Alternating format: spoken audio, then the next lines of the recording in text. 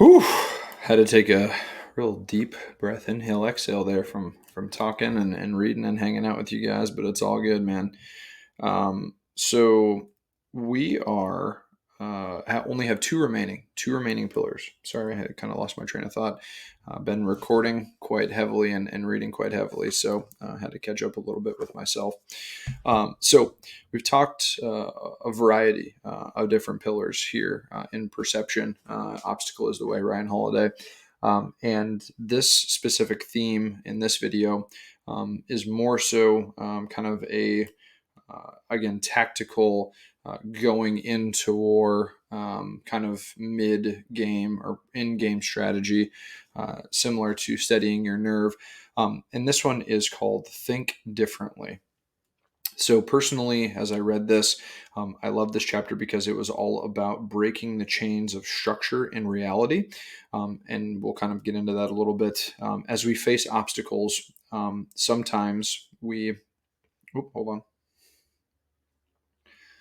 Whew, sorry, I almost had to sneeze there. If I sneeze, forgive me. Okay, we'll stay on here. Whew, all right, sorry, sorry about that. So as we face obstacles, sometimes we need to break the rules. And so what I mean by this specifically will be referenced by kind of the main individual in this example, which is Mr. Steve Jobs at Apple. And you can only imagine what they're coming up with him.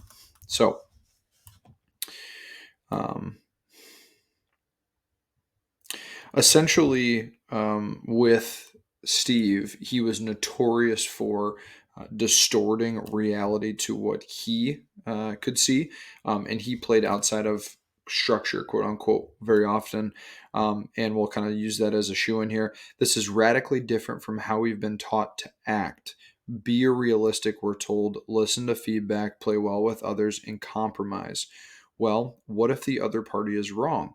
What if the conventional wisdom is too conservative? This is all too common impulse to complain, defer, and then give up on that holds us back.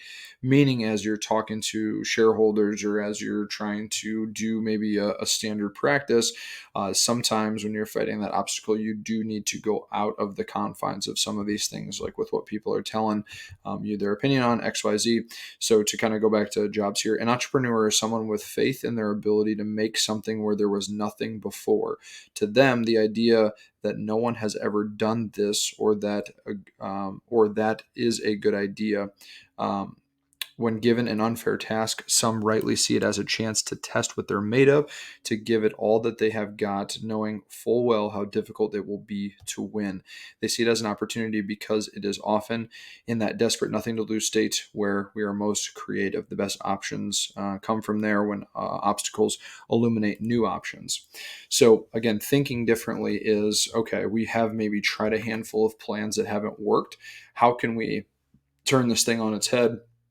How can we stab at it? How can we play outside of the rules that can win us over this obstacle?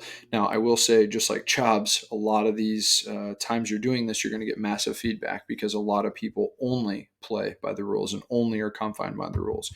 And so there will be definitely some pushback there, but as long as you're overcoming the obstacle and no one is dying, I think it's probably a positive thing.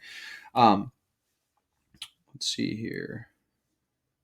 Yes, so this is radically different from how we have been taught to act. That's important because we're in some ways groomed in school and through just kind of structural work. Hey, do this, don't do that. Hey, do this, don't do that. And oftentimes we need to get away from just that kind of follow along procedure. So Steve Jobs was famous for his reality distortion field. When he committed to an idea, product, or vision, he would challenge his team and suppliers to make it happen, even if he needed to fire someone. So there's something in here where basically he had a vision on a certain thing. And the individual that was working for him at the time said, "Hey, we can't do that, man," and he ended up firing him for it to kind of make of make an example, but also if they're unable to see, then it's not going to help Steve Jobs achieve what he had to achieve. So going back to the book here. So now, how do we usually deal with an impossible deadline handed to us from someone from above? We complain, we get angry, we question, how could they? What is the point? Who do they think I am? We look for a way out and feel sorry for ourselves. Of course, none of these things affect the objective reality of that deadline. The genius and wonder of Jobs's products, which often felt impossibly intuitive and futuristic, embody that trait. He had pushed through what others thought were their hard limitations, and as a result, he created something totally new and incredible. Um, yes, now kind of flipping back over here to round out this video on Think Differently. As you guys are reading through, sometimes pressure actually helps us create, solve, build, etc. Take the entrepreneur. They have the ability, as stated, to be able to see or do something that is nothing there before. And they really have to kind of challenge the status quo to kind of create these things. People fear what they don't see, the unknown, which is what which allowed Jobs to build Apple. So kind of to maybe package this all up and pull it together, we've already made the point of leveraging this when facing obstacles, but know that if you are one of these individuals that think outside the box, you're very necessary, and both parties are necessary, right? But the kind of caveat here, if you will, is that sometimes we need to be kind of pushed to the limit to figure out what we actually have in the tank, or to attack something in such a strange way that it actually helps us overcome the obstacle. One other example I'll give from another book I had read. Essentially, there was this gentleman who had a strong soccer background, but was coaching basketball. And one of the things that he had applied as a defense for his soccer team was they would press defense the whole time.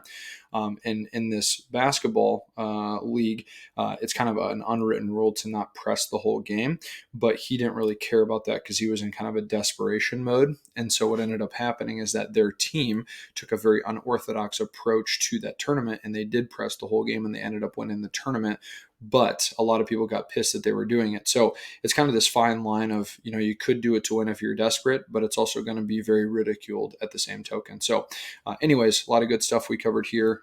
Try to apply thinking differently, maybe to an obstacle if you need it. But yeah, hopefully you guys enjoyed that chapter, and let's keep reading. We got one left.